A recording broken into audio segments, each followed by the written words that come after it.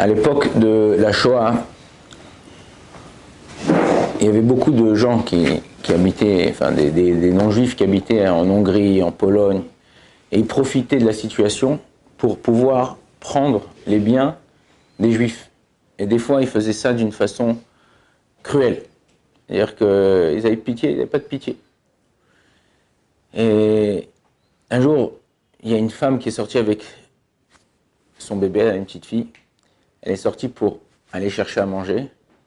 Et il y avait deux Polonaises comme ça qui guettaient à chaque fois s'il n'y avait pas des Juifs pour pouvoir leur prendre leurs choses. Et ils sont venus, ils lui ont donné un coup sur la tête avec un bâton. Elle est tombée. Elle est morte sur le coup.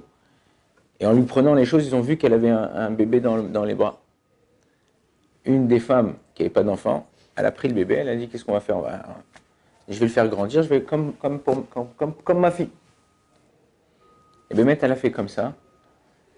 Et elle a fait grandir, elle a fait grandir, elle a fait grandir. Et jusqu'au moment où ce bébé qui a grandi, la guerre elle est passée, elle lui a payé des études, cette femme elle est devenue médecin, donc ce bébé il est devenu médecin. Et quand sa mère elle est décédée, donc elle s'est occupée des obsèques, de tout ce qu'il fallait faire. Et en cherchant dans les affaires, elle a trouvé un petit pendentif, un médaillon comme ça, comme une pièce, avec écrit certaines choses en hébreu. Qu'est-ce que c'est? Comment c'est possible? C'est quoi? Et l'amie de sa mère, qui n'était pas encore morte, avec qui elle avait fait le casse, elle est venue lui donner ses condoléances. Et elle lui a dit, écoute, voilà, il faut que je t'avoue quelque chose. Elle dit quoi? Elle dit, en vérité, t'es pas sa vraie fille. T'es pas sa vraie fille. Et elle a dit, oh, regarde, justement, j'ai trouvé un pendentif. Elle dit, oui. Tu viens d'une famille juive, donc tu es juive. Et ce pendentif, c'était le pendentif que tu avais lorsqu'on t'a trouvé. Elle était perturbée. Elle avait un certain âge. Et elle est partie voir le rabbi de Lubavitch. Elle lui a raconté l'histoire. Elle a dit, voilà, je ne sais pas quoi faire, je ne sais pas qui je suis. Le rabbi lui a dit, tu prends tes affaires et tu fais ton aliyah. Je travaille à l'hôpital, j'ai un super poste, des trucs. Là. Il dit, t'inquiète pas, où tu iras, tu auras une parnassa, mais tu prends tes affaires et tu vas en Israël. Bon, en général, quand on nous dit des choses, on ne les fait pas tout de suite, donc ça a pris un peu de temps. Après 6 mois seulement, elle a décidé d'aller en Israël. Donc elle est partie en Israël. Elle a commencé à chercher du travail, elle a trouvé du travail à l'hôpital. Et un jour, elle se promenait, c'était en 2001, elle se promenait en ville. Et je ne sais pas si vous vous rappelez, en 2001, il y avait une série d'attentats. Il y a eu le Sbarro, la pizzeria Sbarro qui était entre King George et Yafo. C'est la pizzeria qui fait l'angle. Aujourd'hui, c'est Café Neyman.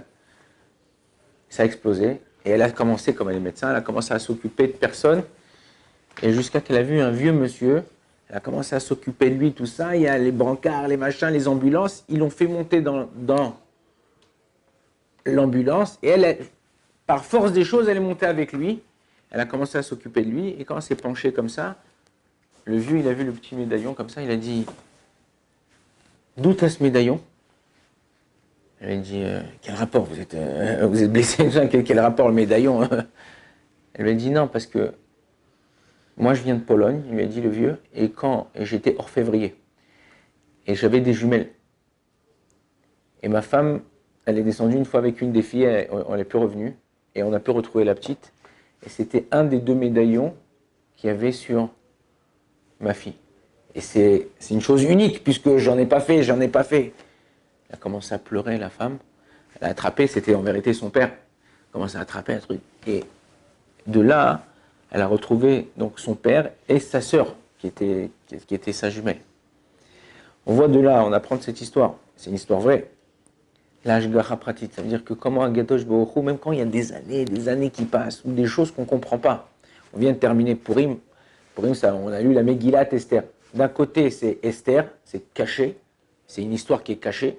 Et d'un autre côté, Megillah, c'est quelque chose qui vient se faire découvrir. C'est pour ça qu'on lit dans un rouleau, on le déroule, et simplement à la fin du rouleau, tu découvres tout ce qui s'est passé dans le truc. Et là, c'est la même chose. L'histoire de chacun d'entre nous, elle est comme ça. C'est que des fois, tu ne comprends pas pourquoi tu as fait ton alia, pourquoi tu es venu à l'Yeshiva, pourquoi tu as divorcé, pourquoi tu t'es remarié, pourquoi ton fils il a changé de bord. Il y a plein de choses qui se passent, on ne comprend pas, ça nous fait de la peine, ça nous fait du mal. Mais des fois, tu vois qu'Akadosh Baruch Hu, en vérité, il est là à chaque fois, et les choses qu'on pensait mal pour nous, elles s'avèrent être bien pour nous à la fin. C'est à nous de savoir être patient et de voir comment les choses. Alors c'est difficile. Tu dis attends là je suis en galère. Je suis je sais pas quoi. J'ai pas d'appart. On m'a pris. C'est vrai. C'est vrai. Mais c'est pour ça que on a besoin d'avoir un mode d'emploi. Le mode d'emploi c'est la Torah. Si tu suis pas un mode d'emploi et à chaque fois qu'il t'arrive une galère, tu baisses les bras, et ben tu n'arriveras jamais à arriver au bout du rouleau. Ok? Pour arriver au bout du rouleau, il faut être assidu. Ok, c'est vrai, il m'est arrivé ça. Doucement, doucement, j'avance, je me lève le matin, je continue à faire Torah, mitzvot, je continue à mettre la tzedaka, je continue à faire mes choses, Il nous arrive des choses. Kadosh Baruch Hu, c'est pour rien. Une fois,